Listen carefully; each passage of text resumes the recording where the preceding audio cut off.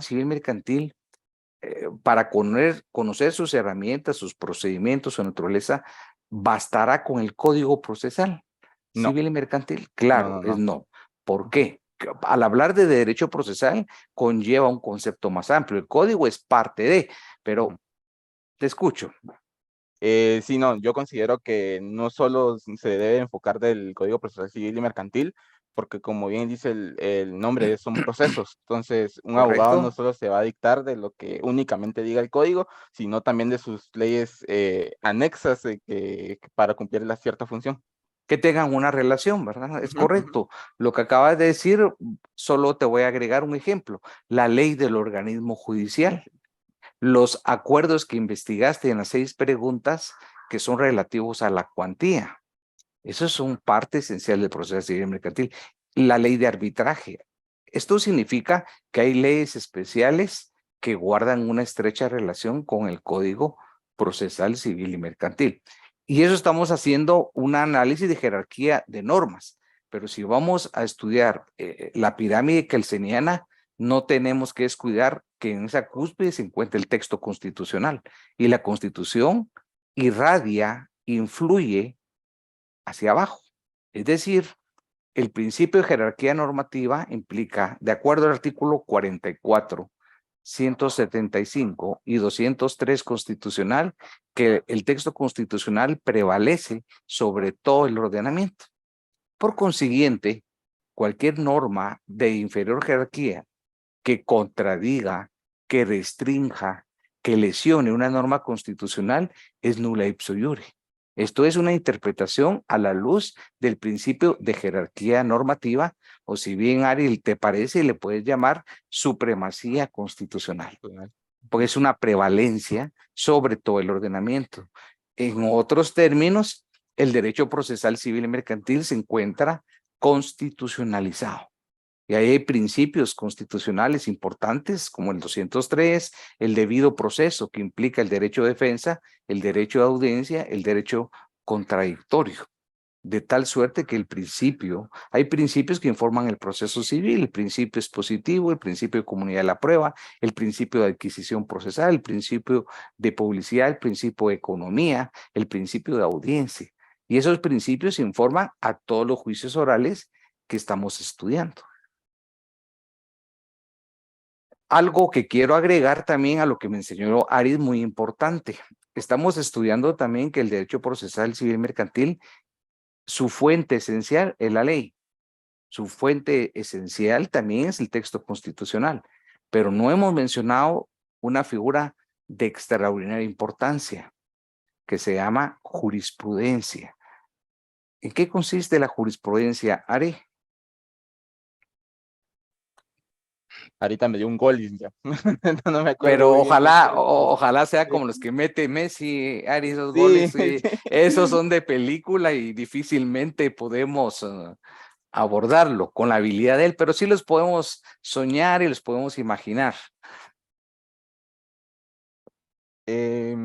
¿O no te parece cómo juega Messi, Ari? no, bien. Ahora soy hincha No del hay Inter de mejor, Miami. Desde que se pasó ahí, soy hincha. después de que iba en último lugar. Ahora están de los primeros, Lick. Es mi favorito. Sí, pero también las incorporaciones que ha llevado han coadyuvado. Sí, sí, sí, sí. Bastante que se ha ayudado, bastante las incorporaciones que ha tenido el, el Ahorita me equipo. puedes decir que te deje que te concentres, Sí.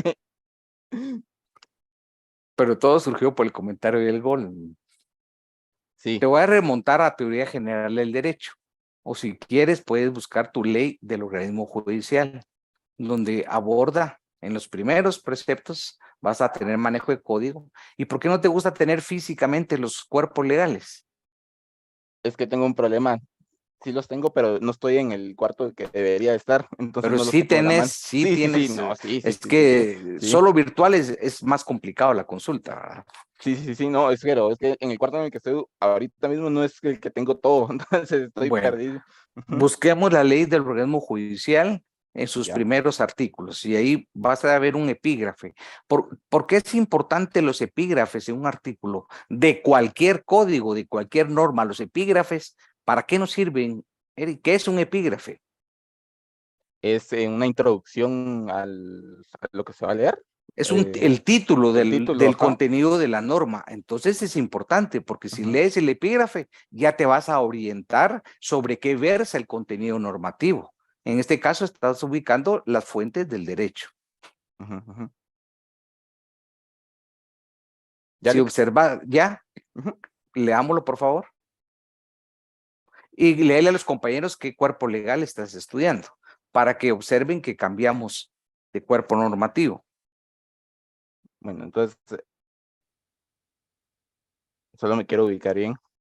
No me vas a Eh, leer, no te voy a permitir que no me leas la ley del organismo judicial. no, sí, o Porque sea, sí, sí, el sí. decreto 289 ya lo tengo, es ya eso, En pero los primeros artículos, el epígrafe dice fuentes del derecho. fuentes del derecho, sí, artículo 2. Perfecto, despacio, te escuchamos. Dice, la ley es la fuente del ordenamiento jurídico, la jurisprudencia, la complementaria. La costumbre regirá solo en el defecto de la ley aplicable o por delegación de la ley, siempre que no sea contraria a la moral o al orden público y que resulte probada.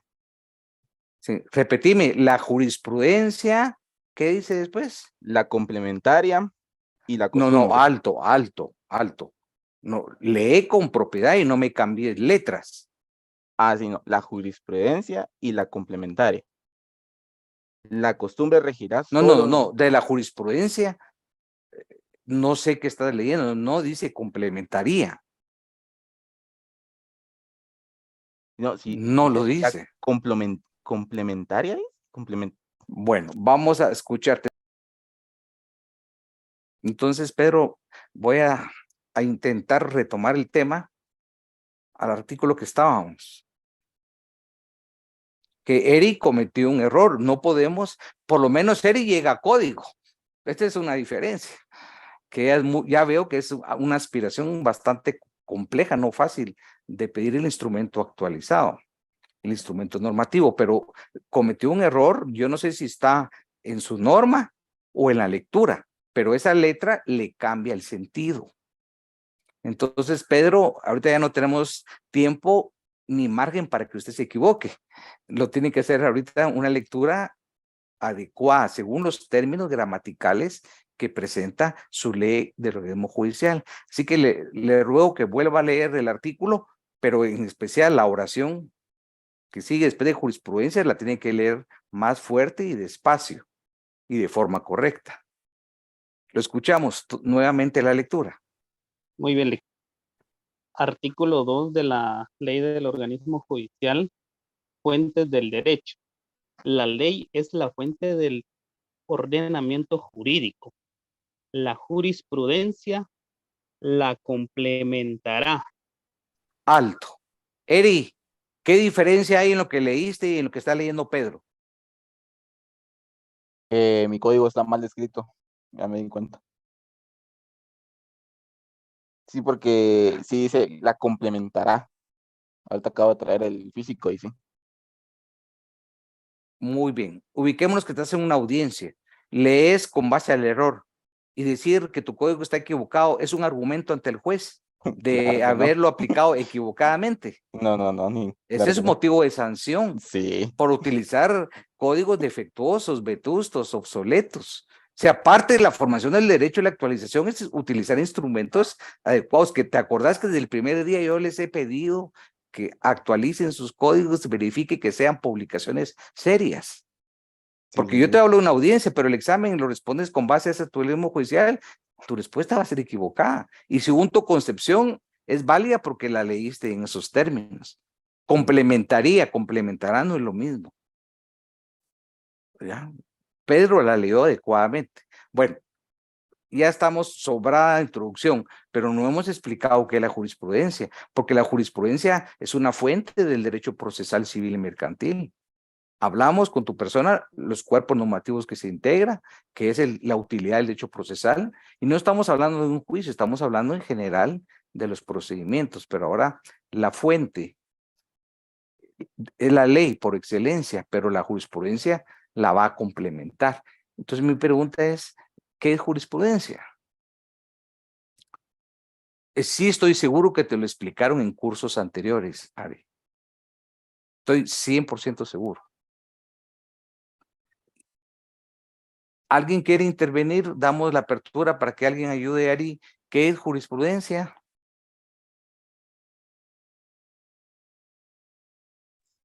¿Escucho a alguien? Sí, buenas tardes. Bienvenida.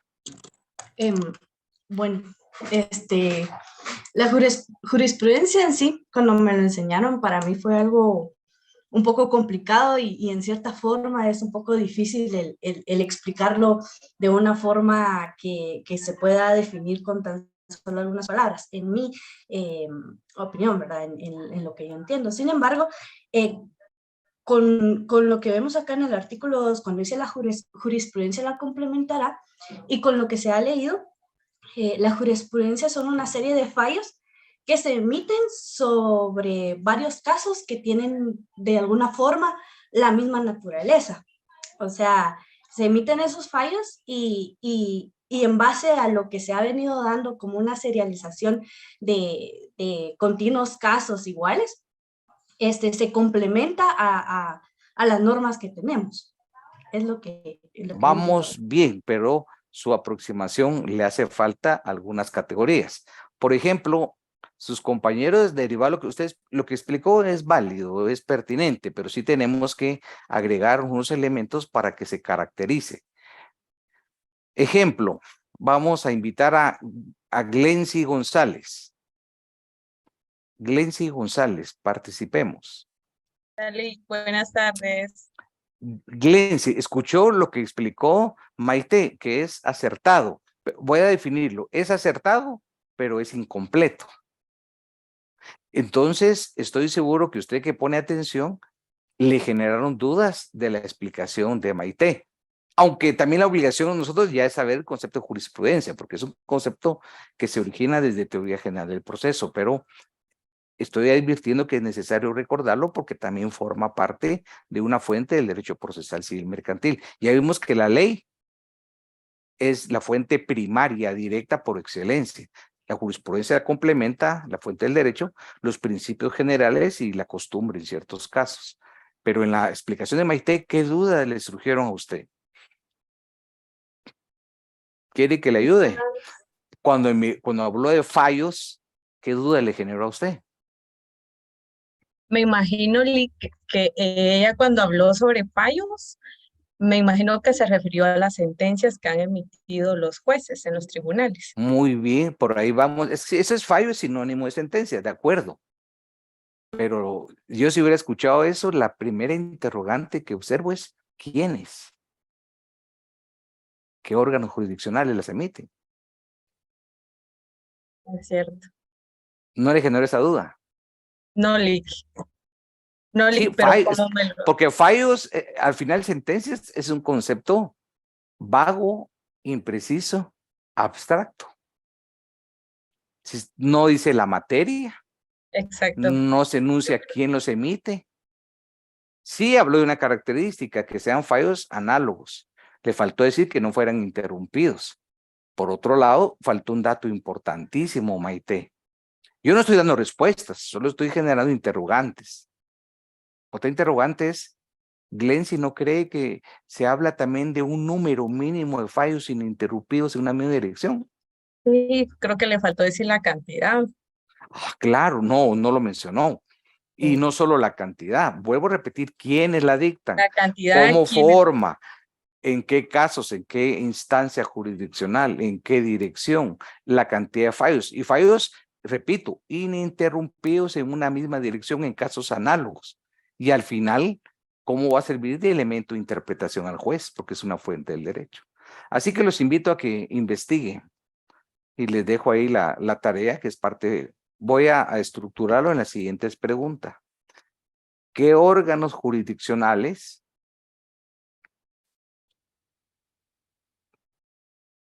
emiten un fallo que puede formar parte de la jurisprudencia o doctrina legal? 2. Y todo lo que estamos hablando está en el código. ¿Dónde está la respuesta? En el Código Procesal Civil y Mercantil. Segunda pregunta, ¿cuántos fallos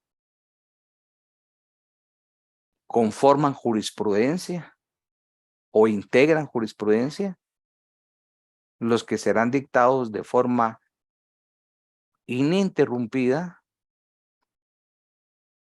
y en casos análogos o con características similares. Y una última pregunta, ¿para qué nos sirve la jurisprudencia? Que es una fuente del derecho, pero ¿para qué nos sirve en la parte procesal la jurisprudencia? Toda esta explicación me prolongué más cuando habló Ari de lo que integraba el derecho procesal. Claro que es correcto lo que dijo, pero tendríamos que añadir también la jurisprudencia, los cuerpos normativos y la Constitución para ver un todo. Quizá la reflexión final que estamos teniendo con este prólogo que se prolongó más de lo necesario es lo siguiente, que estudiar derecho procesal no basta con el código. Tenemos que acudir a todos estos elementos y eso que no mencioné la doctrina, la dogmática, que la dogmática nos explica, las instituciones nos brinda conceptos, porque el código, no, su naturaleza no es brindar conceptos. Por ejemplo, la prueba no nos dice un concepto, tenemos que acudir a la doctrina, que es prueba. Igual diferentes figuras, entonces también la dogmática es parte esencial de este proceso hermenéutico. Conclusión, tenemos que trabajar mucho, leer, y no solo leer, una técnica adecuada para generar aprendizaje, conocimiento, que se va a plasmar en un resumen, un mapa conceptual. Este es el íter intelectivo de un proceso. ¿Considera útil esta reflexión que dice Glency o cree que está de más, que ya se sabe?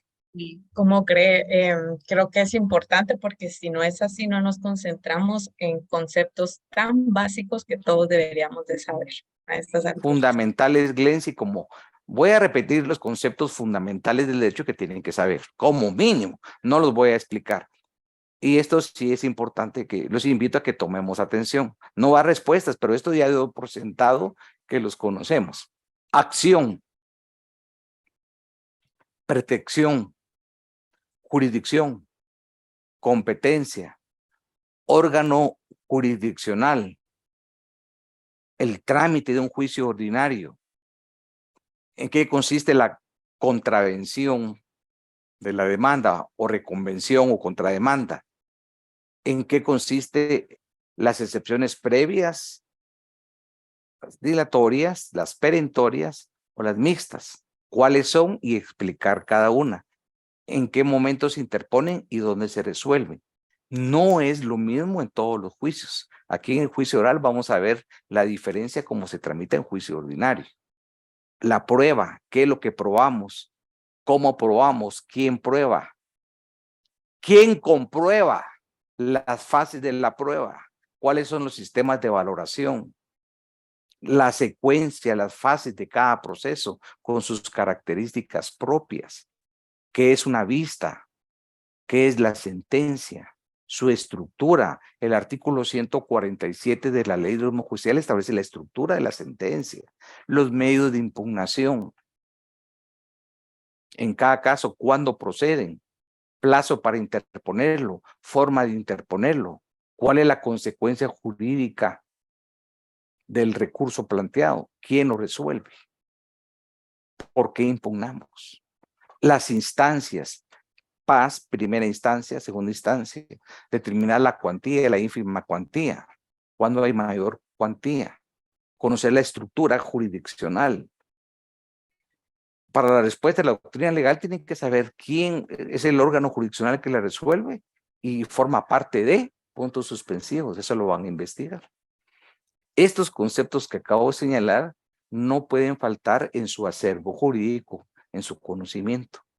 Y las herramientas de trabajo necesariamente tienen que ser todas las enunciadas. No es fácil procesal civil, pero es un área del derecho fundamental para el ejercicio de la profesión. Si quieren ir ustedes a un proceso, a litigar cualquier materia, asunto civil y mercantil, necesitan consolidar estas herramientas. Esta parte es toral, es la parte más importante en su formación como abogado. ¿Cuál es su función? Litigar, auxiliar y dirigir a una parte procesal en un proceso.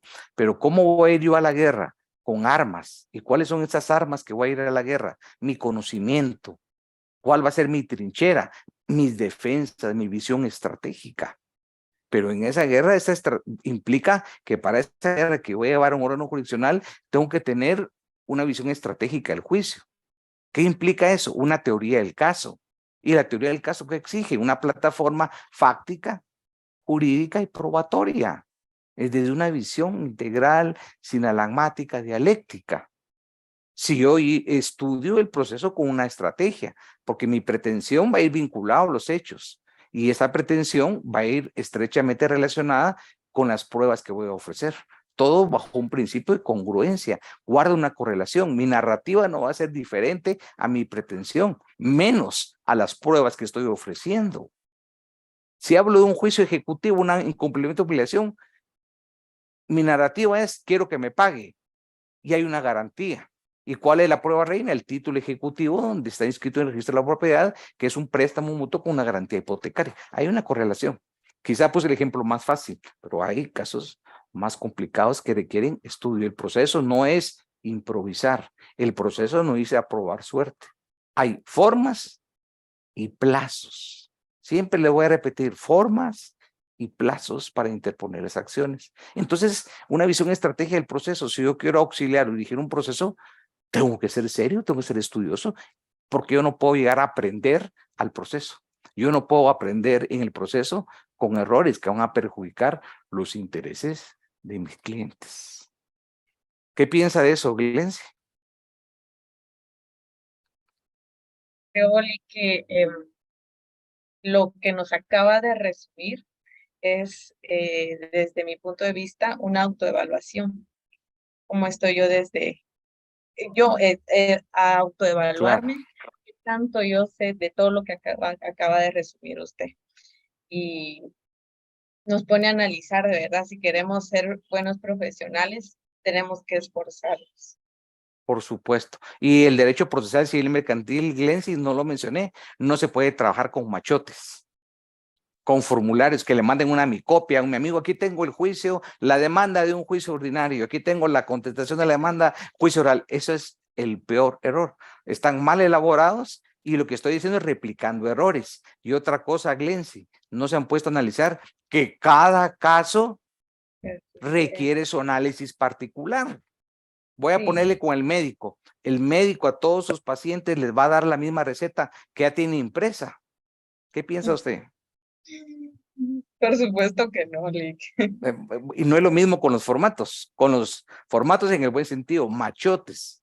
Es cierto. Entonces, y se llenan de forma, hasta para el privado, y plegados de errores, repitiendo, aprendiéndose de memoria. Y esto no es de aprender de memoria, es de pensar, es de razonar, estudiar, y su argumentación va a ser propia del caso puntual. Exacto. Entonces, es mucha creación de ustedes a través de una interpretación y razonamiento. Entonces, ¿eso qué nos demanda? Lectura, trabajo y más trabajo. No porque yo lo diga. Esas son las exigencias y generar aprendizaje. Ahora bien, quien no tiene ni sus instrumentos legales, yo no conozco la mecánica de cómo va a aprender derecho procesal civil y mercantil. Hasta el día de hoy, y un ejercicio docente de más de 30 años, no conozco el método de aprender derecho sin estudiar los instrumentos legales. No digamos la jurisprudencia, porque los fallos de la jurisprudencia, hay otra pregunta que no se las dicté. ¿Dónde se publican estas sentencias? Ahí lo anota. Porque no me pueden decir ustedes, yo no puedo consultar cómo se integra esa doctrina legal. Claro que sí, es un acceso público y gratuito. Eso sí estoy seguro que no se los han explicado en otros cursos de procesal.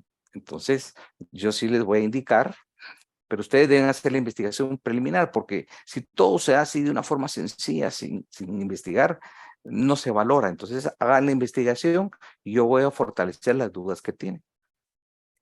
Por internet virtualmente se puede acceder a esta plataforma y hasta es importante que ustedes consulten la doctrina legal y conozcan la estructura de esa sentencia. Pero para ello primero tienen que saber quién la dictó, dónde buscar. Si no saben qué órgano jurisdiccional la dictó, menos van a saber cómo se forma la jurisprudencia. Esa es la última pregunta. Y estamos hablando de una fuente del derecho. Igual hay jurisprudencia en materia penal, en materia de familia, en materia de lo contencioso administrativo, en materia mercantil, que es un elemento de interpretación y aplicación al derecho. Les voy a dar una respuesta a las preguntas. ¿Para qué sirve? La jurisprudencia es vinculante para los jueces, de un cumplimiento obligatorio. Es un precedente.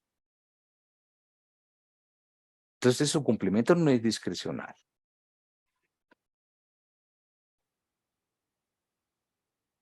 Después de esta recapitulación con Ari, que iba a ser de 5 minutos, fue interesante, útil, se convirtió en casi 40 minutos. Entonces vamos a regresar al juicio oral. ¿Alguna pregunta o comentario de lo expuesto hasta el momento? Antes de regresar, ya vamos a entrar a las fases propiamente del juicio oral. ¿Se acuerdan que explicamos los asuntos? Ya explicamos las características. Vamos a las fases. ¿Alguna intervención, pregunta, comentario?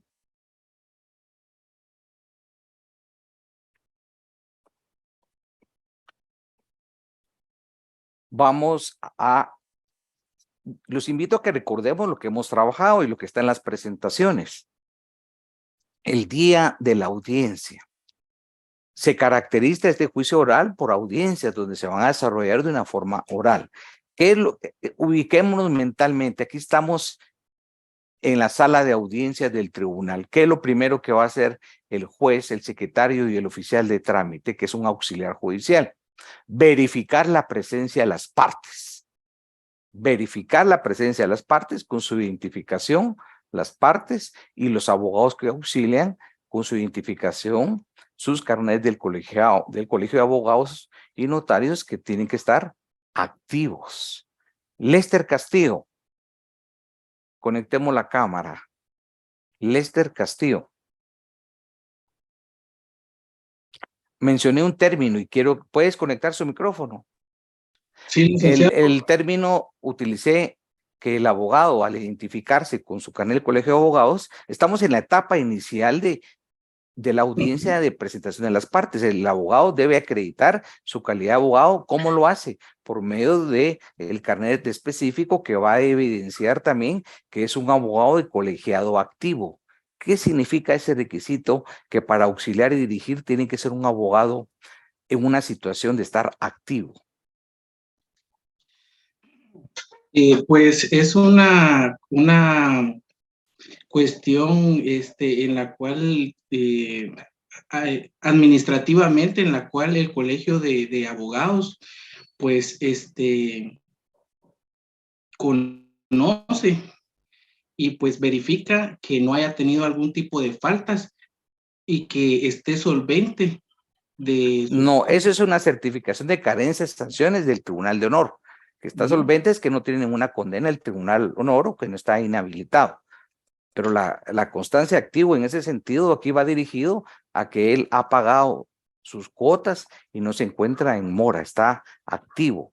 Usted va a presentar es más, el carnet que tiene, el requisito previo es que usted se encuentra al día en las cuotas y ser activo es parte del requisito. Escuchamos a Noé, ¿quiere participar? Eso quiere decir que debe estar autorizado para ejercer, ¿va? No quiere decir eso. No. Ese es otro término diferente. El abogado, cuando ya cumplió los requisitos, va a entrar a un proceso de colegiarse. Colegiarse es muy largo los requisitos que puedo señalar. Entra a un proceso de colegiarse después de que ya tiene un título. Posteriormente que ya suscribió un proceso de juramentación por la Corte Suprema, llega al colegio y se va a agremiar, va a formar parte. Esa es la legitimación para ejercer. La constancia de activo es una condición posterior, que él está al día en el pago de las cuotas. Nosotros pagamos unas cuotas dentro del colegio que son obligatorias para mantener la calidad de activo. Entonces es diferente esa admisión que hacemos referencia que se cumple al inscribir y el colegiado activo. Pero es afortunado que participen así como lo hace Noé, porque a través de su participación corregimos una percepción, pero si no participamos, permanecen en el error. Segunda característica, estamos mentalmente, ubiquémonos en esa audiencia, la primera audiencia en el órgano jurisdiccional. Ya el juez verificó la presencia de las partes con la identificación correspondiente. En esa audiencia también pueden apersonarse nuevos abogados o nuevos mandatarios. Pedro Martín, nos conectamos y voy a hacer una reflexión de Civil 4. Repito, ¿se pueden apersonar nuevos abogados o nuevos mandatarios? Estamos en esa primera audiencia. ¿Qué significa esto, Pedro? Puedes conectar su micrófono. ¿Qué significa eso de nuevos mandatarios? Yo entiendo nuevos mandatarios, por ejemplo, si alguien solo va a estar representando, ¿Qué es vamos a regresar mejor? ¿Qué es un mandato? ¿es una representación, licenciado? No, primero, ¿qué es la figura? La representación se origina por esta figura. ¿Cómo se llama la figura? Usted ya no Civil 4. Sí. Entonces, ¿cómo se llama la figura? La representación es la consecuencia, es el objetivo ¿de qué? ¿Alguien quiere ayudar a Pedro por razón de tiempo? Personería, doctor. No, ese es sinónimo de la representación. La personería viene de la persona, pero ¿qué origina eso? Hay una figura, una institución importantísima. Doctor, ¿Cuál es? Dígame. Usted lo va a decir correctamente.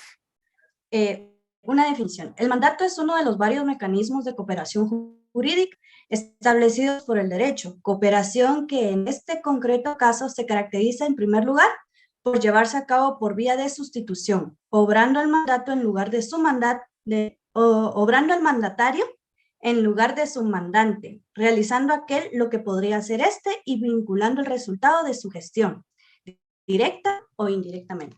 Perfecto, la explicación es clara. Ahora, Maite, para que lo hagamos más simple e entendible a todos y todas, cuando habla de cooperación jurídica, ¿a qué figura nos estamos haciendo referencia? O sea, ese mandato, ¿dónde queda inmerso? ¿Qué origina el mandato? Esa cooperación jurídica, ¿qué otro sinónimo podemos utilizar? Donde hay un consentimiento recíproco, donde hay una autonomía de voluntad. ¿Cómo se llama esa figura? ¿Contrato consensual, licenciado? Sí, todos los contratos son consensuales, pero basta con que digamos, Lilian, un contrato. Un contrato. Quiero ir en orden cronológico el nacimiento a la vida jurídica de un mandato. La personalidad y mandato no surgen prima facie, no. ¿Qué es un contrato? Es una manifestación de voluntad por medio del cual las partes convienen en crear, modificar o extinguir una relación jurídico-patrimonial. El mandato es un pacto, el mandato es un acuerdo y el mandato se origina a través de este contrato, que es un acto de gestión por medio del cual una persona llamada mandante otorga a otra persona llamada mandatario que lo represente en ciertos actos jurídicos. Ahora bien, ese es el término general y se facciona un instrumento público que debe ser inscrito en el registro de poderes de la Corte Suprema de Justicia. Vamos a escuchar a Andrea Cap Cruz. Esa es la explicación de lo que es el contrato de mandato. Andrea Cap Cruz. Sí, licenciada. Conectemos la cámara, Andrea. Yo les ruego que cuando les dé la palabra de una vez entremos con la cámara conectada. Así son segundos valiosos que nos van a servir a todos. y me evitan estarles pidiendo cada vez que participen conectar la cámara.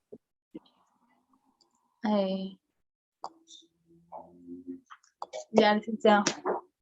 ¿Escuchó la explicación que di del contrato de mandato? Sí.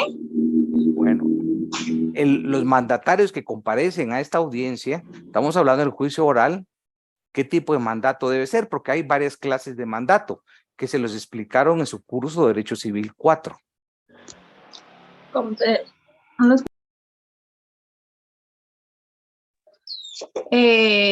Cuando es en ese tipo de audiencias, ¿verdad?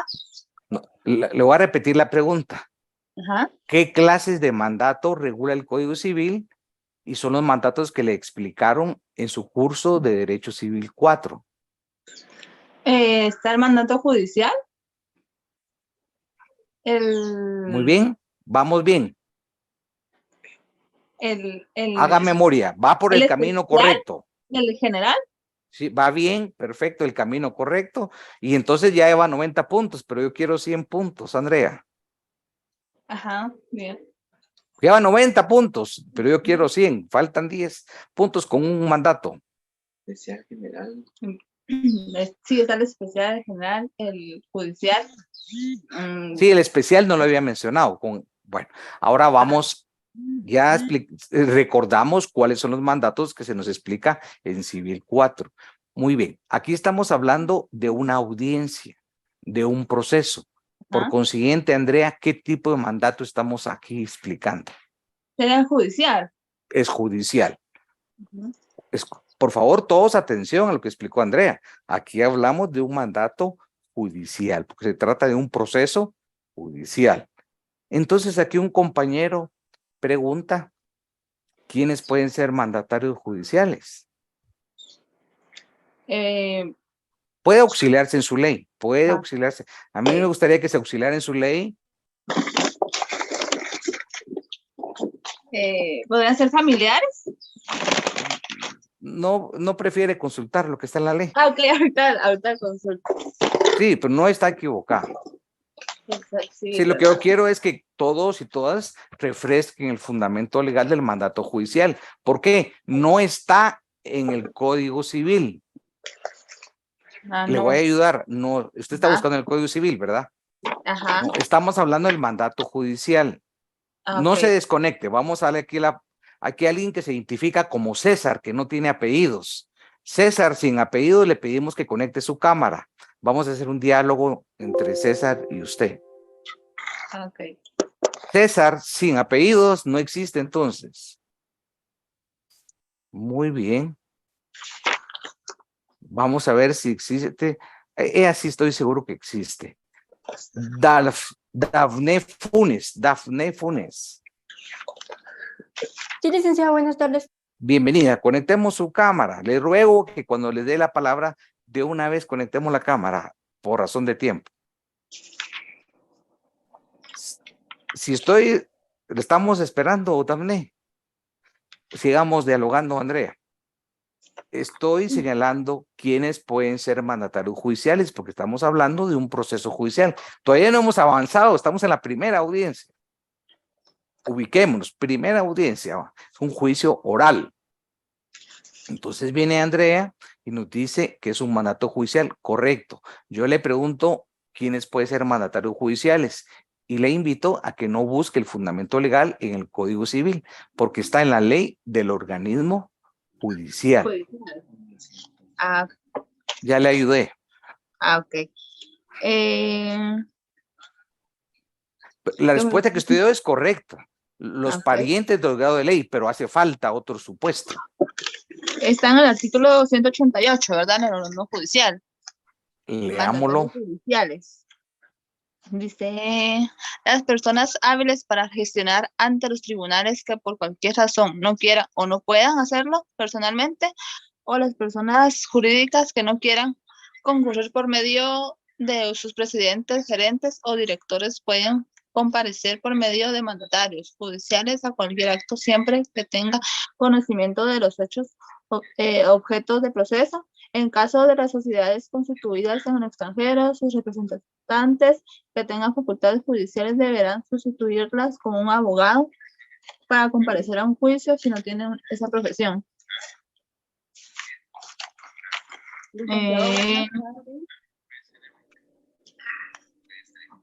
Pues, puede ser las personas que tengan este conocimiento, o sea, tengan el conocimiento para poder ser mandataria.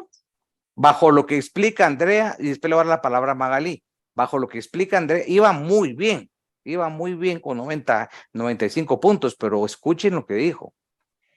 Cualquier persona que tenga conocimiento de hecho, cualquiera significa que no sea abogado y cualquiera significa que no sea pariente. Así, a eso se refiere, ¿verdad?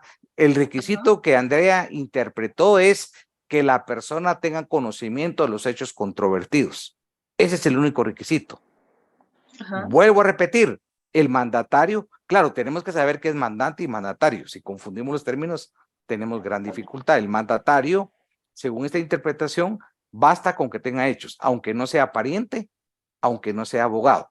Vamos a escuchar, o como aquí estamos democráticamente, vamos a escuchar otra opinión diferente a Andrea y vamos a contrastar. Iba estupendamente con 95 puntos, pero ahí se nos detuvo. Vamos a ver qué dice Magalí. Y la escucha, no se desconecte, Andrea, vamos a ver qué dice Magalí. En esto que estamos abordando, ¿qué opina Magalí? Bueno, yo tengo aquí mi ley del organismo judicial. No escuché muy bien la pregunta, licenciada, porque se la voy a repetir. poquito, ¿Quiénes pero... pueden ser mandatarios judiciales? Bueno, según el artículo, los mandatarios judiciales, según el artículo 88 de la ley del organismo judicial, las personas hábiles para gestionar los tribunales que por cualquier razón no requieran o no puedan hacer personalmente, o las personas jurídicas que no quieran concurrir por medio de sus presidentes, gerentes o directores. Perdone, Magalí, voy a repetir la pregunta. O no está clara mi pregunta, la general. ¿Se acuerdan que en el mandato hay un mandante quien otorga la representación a un mandatario? La pregunta es, y la vuelvo a repetir, ¿quién puede ser mandatario judicial?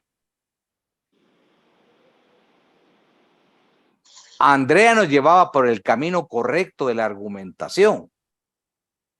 Íbamos nítidos, pero su última intervención fue errónea. Pero no me corresponde decir por qué. Yo quiero que alguien intervenga con argumentos. Bueno, ya no estar leyendo, no fundamento, y decir, mandatarios son dos términos y el artículo, pero bajo un principio que el derecho es precisión, no es adivinanza. Pues yo basándome en el artículo, ¿verdad? Pero ¿cuál es que usted no me ha dado respuesta? Usted lo que procedió fue a leer. Pero la pregunta concreta, ¿quieren que la vuelva a repetir otra vez? No, licenciado, pero bueno, tal vez no comprenderé, pero como dicen, ¿verdad? Voy a defenderme. Entonces, no, es que no hay defender si no ha emitido tesis, no ha emitido opinión, no ha emitido respuesta. Lo que hubo es la lectura de un artículo impertinente. ¿Qué es un artículo impertinente, Magalí? No lo sé, licenciado, explíquemelo, por favor. Impertinente es que no tiene la respuesta a la interrogante. Okay, y les voy a repetir, es que, ¿saben qué tenemos que hacer, Magalí? Y todos. Escuchar con atención la pregunta.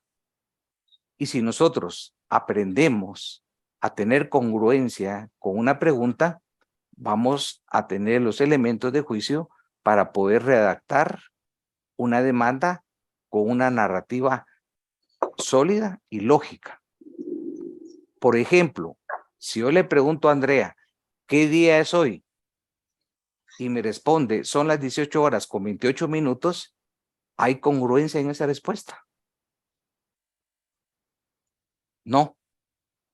La pregunta, repito por sexta vez, ¿o prefieren ustedes investigarlo? La pregunta es, ¿quiénes pueden ser mandatarios judiciales? Andrea, usted iba por un camino excelente. No sé por qué se me desvió de último.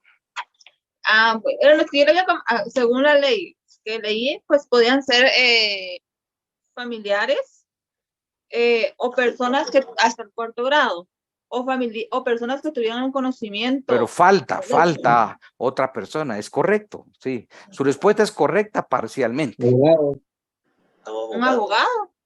Sí, fundamento legal. Está en el 188. Mire, ya no podemos seguir toda la clase sobre mandatarios judiciales. El- ¿Quiénes pueden ser mandatarios judiciales? Los parientes entre los grados de ley y abogado. No confundamos con notario ni con un licenciado en ciencias jurídicas. ¿Estamos claros? ¿O hay alguna duda? Magalí. Magalí. No, licenciado, ahí estamos.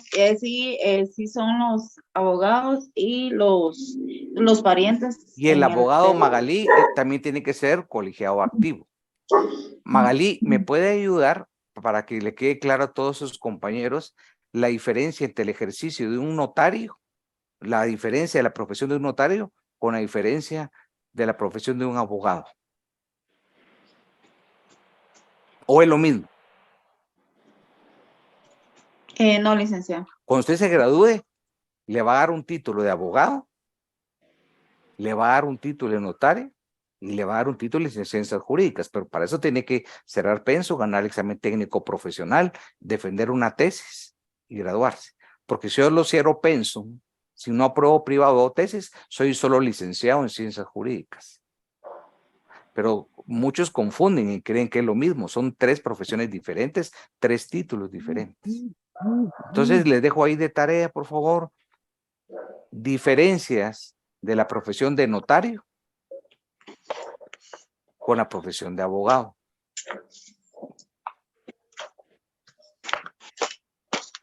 Y es importante porque en todo el proceso aquí estamos hablando que auxilia a las partes, un abogado.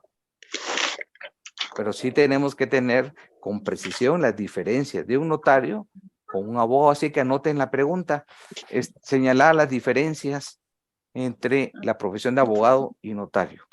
Estaba viendo el artículo 196, donde habla del ejercicio de la profesión del abogado, licenciada. Leámoslo, por favor. Artículo 196.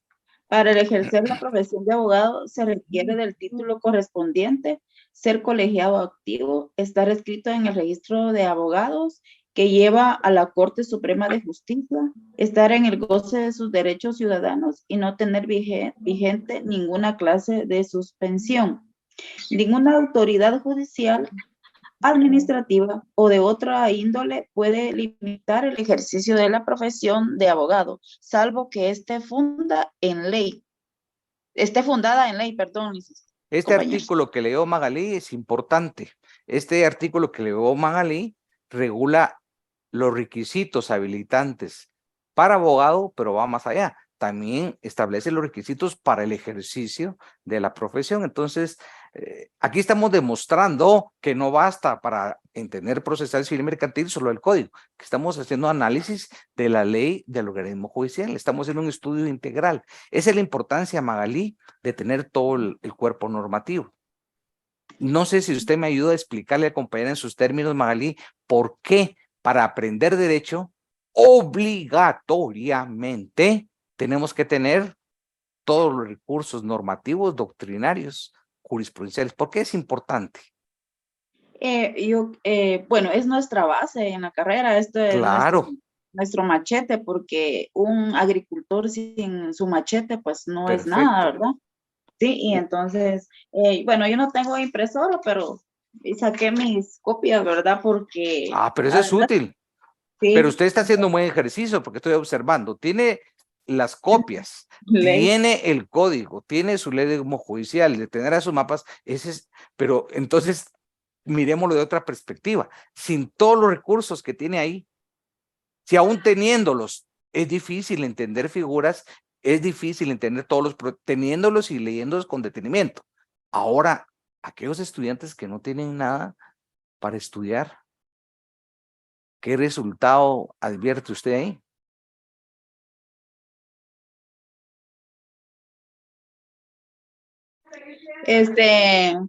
Sí, licenciado, bueno, para mí es muy importante. Yo creo que antes no le tomaba mucha importancia, fíjese, hablando sinceramente, a la carrera, pero hoy me preocupada, ¿verdad? Porque quiero aprender más allá, aunque cuesta porque por el trabajo, ahorita pues estoy un poco desvelada por el trabajo, ¿verdad? Pero ahí estoy haciéndole gancho, pero necesito, bueno, tener mis leyes actualizadas y ando haciendo Claro, lo posible, ¿verdad? En cada momento.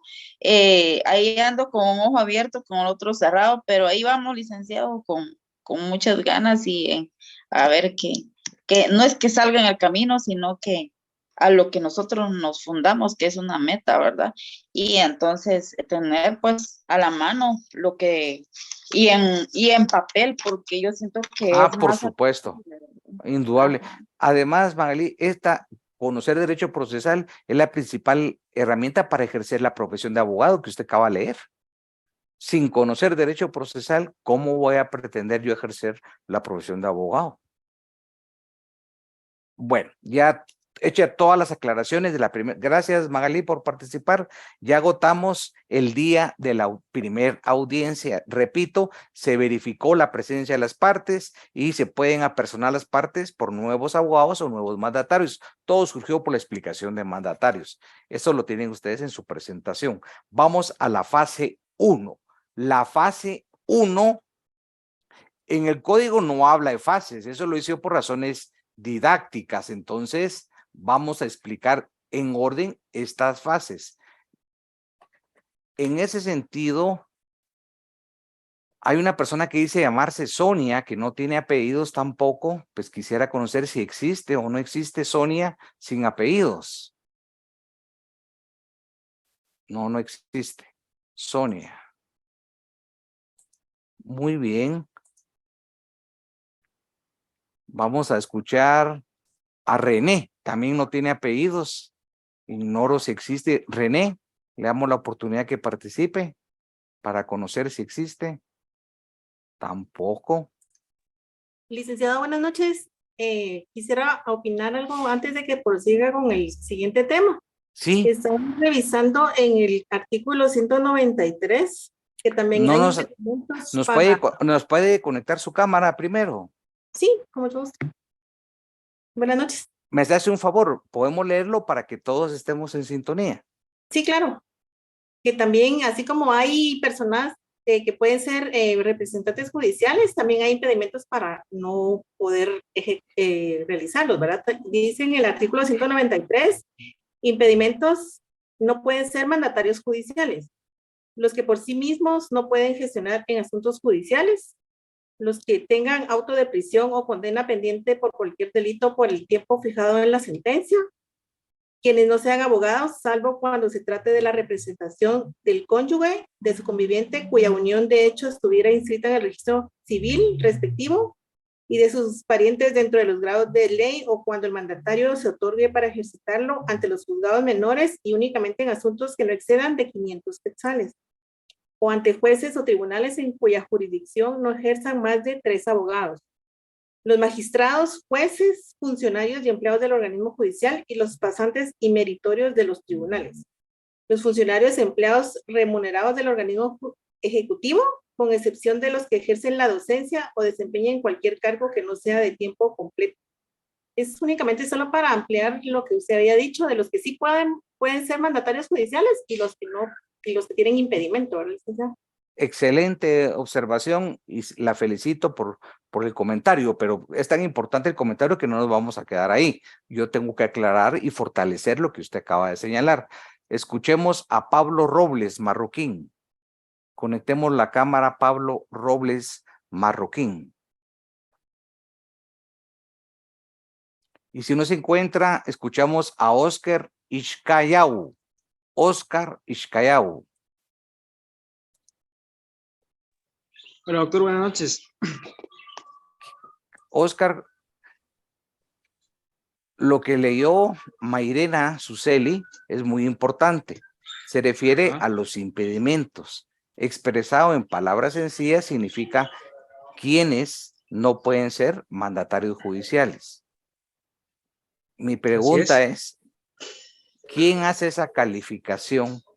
¿Quién hace el análisis? ¿Quién advierte si se puede configurar una causal de las que leyó Mairena? ¿Y en qué momento? Bueno, para calificar un mandato es el juez quien lo califica a la hora de presentar el mandato, pues el juez lo califica y si es pertinente, si está bien registrado en el registro de poderes, pues él le da lugar al mandato. Doctor. No, no es así. No es así. Vamos a escuchar a Rodrigo Peña y vamos a explicar por qué hay un error de interpretación de Oscar. Rodrigo Peña tampoco está.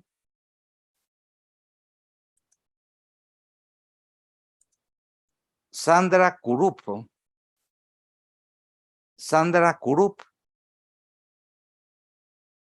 Bueno, Víctor Say. Víctor Say. Víctor Bosch. Víctor Say tampoco. No están en clases. Víctor Bosch.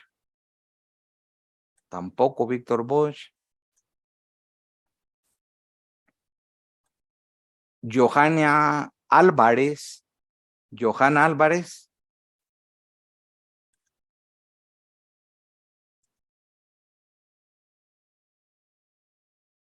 Wendy Monique Nicole.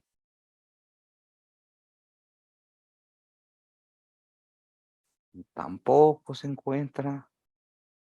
Vivi Monterroso.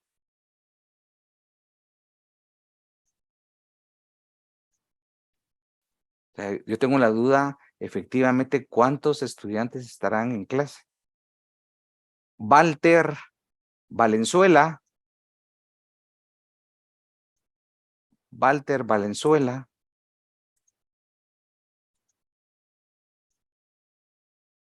Buenas noches, Walter. Ya me había aburrido yo de estar llamando. Usted salvó la campana. Walter, usted que le caracteriza que analiza bien, quiero que me ponga atención a la pregunta que le voy a repetir, lo que abordamos con Oscar. Todo esto se está originando por un artículo importante que leyó Mairena. ¿Quiénes no pueden ser mandatarios judiciales? Son impedimentos. Entonces, la pregunta que yo hice es, ¿qué funcionario es el que califica, el que verifica, el que comprueba que el mandatario judicial no incurra en esas prohibiciones? Por ejemplo, ¿quién va a verificar que el que comparezca no tenga un interés con una parte o no sea un juez o no sea un magistrado para ser mandatario? Porque hay una prohibición expresa. Oscar dijo, y eso no puede usted repetirlo, Oscar dijo que quien va a calificar, quien va a hacer esa función, es el juez. No. Lo invito a que se ubique cuando yo expliqué el mandato, el proceso de formación. O sea, Mairena leyó muy bien, pero mi pregunta es, en la práctica, ¿cómo se materializa eso?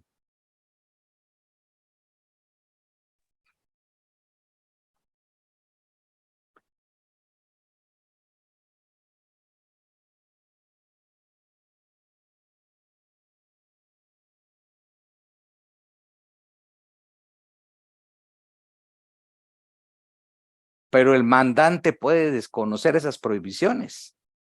Entonces, aquí lo voy a ayudar.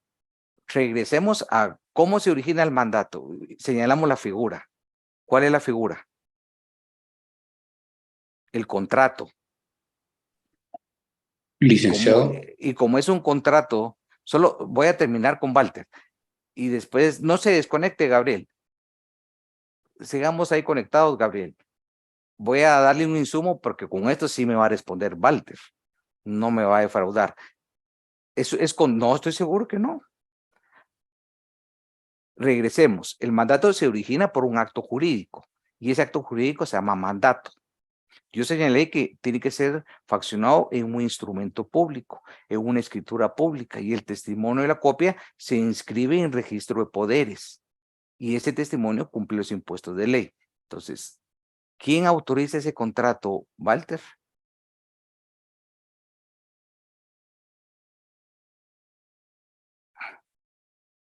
Así es.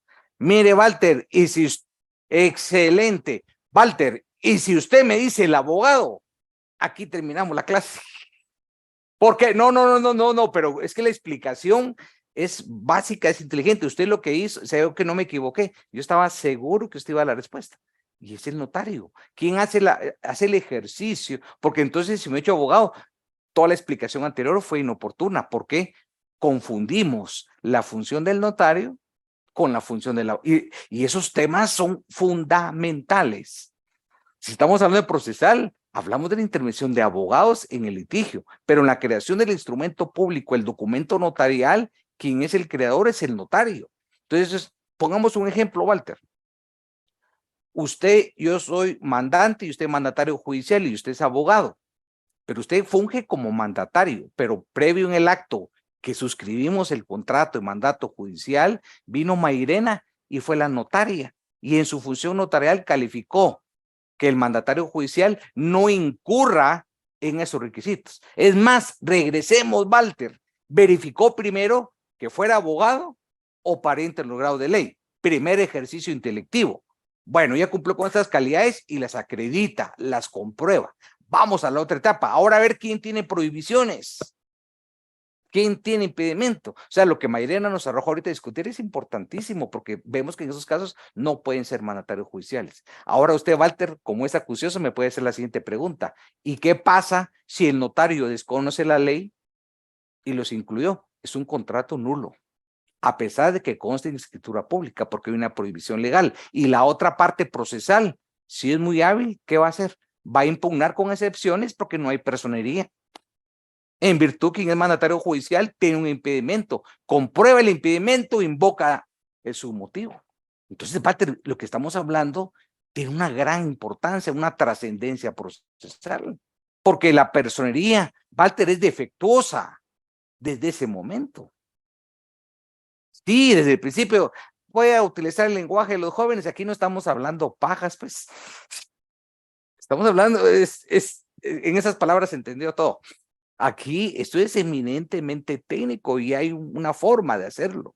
Y si incurrimos en una prohibición, se genera trascendencia procesal. Nuestra protección ya nació muerta y la otra parte al advertirla la va a plantear como excepción y el juez la va a aclarar con lugar, porque estamos hablando de la representación y de la personería. Gracias a que Mairena leyó este artículo, yo tenía que explicarles cómo se constituye el contrato, quién lo califica y las calidades que debe tener. Y por supuesto, no incurrir en los supuestos de esa norma. Gracias, Walter. Le damos la palabra a Gabriel. Buenas noches, licenciado. Gabriel, bienvenido. Vamos a ver qué opina usted. Muchas gracias. Yo básicamente quería opinar de que era el notario en el momento de autorizar el contrato de mandato. Eso era, pero ya Walter ahí se me adelantó. Primero en tiempo, primero en derecho. Gabriel, le comió el mandado Así Walter. es. Pero la próxima vez usted se lo va a comer a él. No, aquí no se trata de comer a nadie, sino que compartir. Perfecto, perfecto, pero el primero en tiempo lo va a ejercer usted y en el ámbito procesal, si usted nos pudiera dar una reflexión, ¿por qué es importante lo que estamos dialogando, Gabriel? ¿O serán solo reflexiones filosóficas o tendrán una gran importancia, trascendencia procesal lo que estamos hablando? Sí, básicamente... Sí, Gabriel, lo escucho.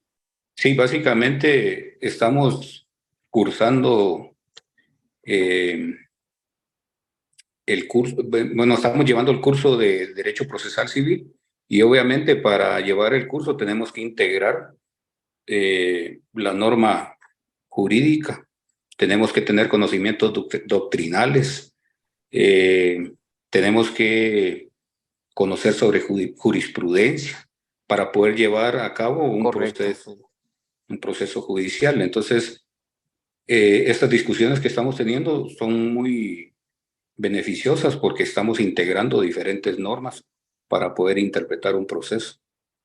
Y usted, al momento que le toca ejercer la dirección, auxilio de un proceso, puede auxiliar, dirigir de una forma eficiente, eficaz, sin un conocimiento profundo y sólido de estas herramientas que estamos hablando. Definitivamente que no, porque digamos, si estoy desde el punto de vista de la defensa, tengo que argumentar muy bien mi estrategia, la defensa técnica la tengo que diseñar muy bien, tengo que conocer el caso, tengo que conocer las normas que se tienen que vincular en el proceso. De lo contrario, no podría establecer una estrategia. Por eso dicen de que, digamos, en los procesos judiciales, pues se castiga una mala defensa, una mala preparación, ¿verdad? Perfecto. Por Así eso es muy importante. No se puede improvisar. Sí. Y eso requiere un conocimiento y una preparación amplia, profunda, actualizada. Entonces, por eso es de que yo insisto mucho en estos temas, porque aquí el derecho procesal se aplica correctamente o se fracasa. No hay medias tintas. Aquí hay rigor, hay un debido proceso y solo hay una forma de hacer los planteamientos, de una forma correcta. No hay otro camino, porque la norma lo establece. Ahorita estaba mencionando usted acerca del mandato, ¿verdad? Si yo no tengo la pericia. Del derecho sustantivo aquí. Sí, ahí si yo no tengo la pericia como abogado en verificar esos detalles, voy a perder mi caso, ¿verdad? Claro. Porque alguien va a impugnar, alguien va a plantear un recurso y me va a vota prosperar, por supuesto. Entonces, yo pienso que de todo lo dicho conlleva que estudiar esta materia conlleva mucha responsabilidad y mucha seriedad. No lo podemos ver superficialmente. Definitivamente, porque usted acaba de mencionar de la responsabilidad del notario. El notario es quien debe de validar si una persona reúne las cualidades para ser claro. para ser mandatario. Eso se llama la calificación notarial. Si él no cumple a cabalidad su responsabilidad, pues vendrán consecuencias jurídicas posteriores. Por supuesto. Entonces, como ya estamos sobre el tiempo, gracias Gabriel por participar. Les pido que leamos en la presentación y lo podamos discutir el viernes, la fase 1, la fase 2, la fase 3 y la fase 4. El viernes vamos a terminar la explicación de esas 4 fases, pero es necesario que al leer la presentación, posteriormente estudiemos el Código Procesal Civil y Mercantil y la Ley del Organismo Judicial. Si ustedes me apoyan en hacer ese ejercicio, vamos a lograr un mejor resultado el viernes a través de un trabajo en equipo.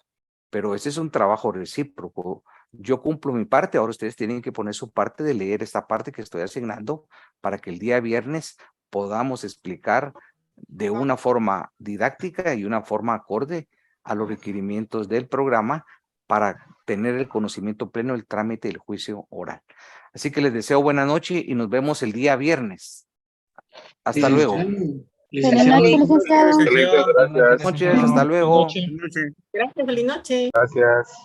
Gracias, Lee. Buenas noches.